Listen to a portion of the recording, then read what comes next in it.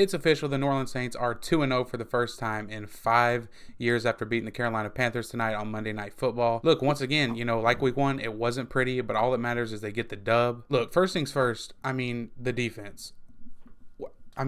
Speechless. What can you even say? This is, so far through 2 weeks, this is the best the Saints defense, even though they've been dominant the past few years, this is the best the Saints defense has looked this early in the season since I can remember. They completely blanketed the Panthers receivers like I expected them to, like I said in my video a couple days ago. Absolutely no one was open. Bryce Young, Dennis Allen mixing up the looks on third downs, confusing Bryce Young. A couple sacks, some fumbles. Just an overall absolute dominant performance from them guys. So shout out to the defense for sure. On the other side of the ball, once again, kind of like week one, to be honest, the Saints offense looked absolutely abysmal, particularly through the first 3 quarters. But again, in that fourth quarter, when it mattered most, they got the job done. Once again, Derek Carr throws a bomb to Shaheed. They take the ball down the field, and Tony Jones Jr., who was in the game for an injured Jamal Williams, closes it out with a touchdown. But with that being said, without a doubt, there is a lot of issues this offense has to clean up. I thought the offensive line, which struggled last week, I thought they played better this week, but still obviously a lot of things to clean up there. And tonight, the offensive line troubles weren't exactly individual troubles. They were more, things that you got to work on as a unit, like picking up stunts, blitzes, things like that. And that's something that'll just improve as the year goes on. I thought Trevor Penning played 10 times better than he did last week. He did have a little bit of trouble, but again, that's to be expected. Look, and another thing, to be quite frank, Derek Carr has got to play better through the first 3.5 quarters. We've seen it last week. We've seen it again this week.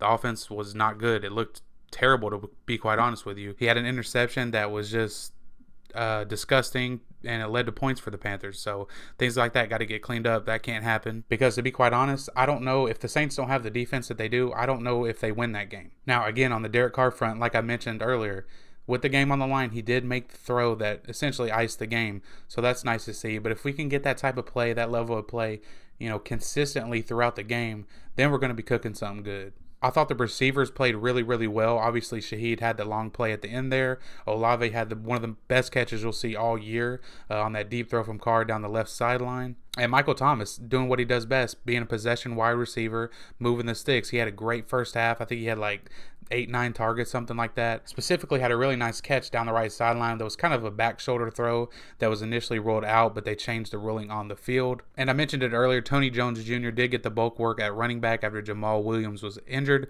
Hopefully that's nothing serious, but Jones did come in and have 2 touchdowns at the goal line. And to me, and this is beside the defense, I'm not even going to talk about the defense anymore, because there's literally nothing to say. They were dominant. To me, the player of the game, Taysom Hill. Good job on Pete Carmichael's part, getting him more involved than he was last week, getting him the ball this week multiple times.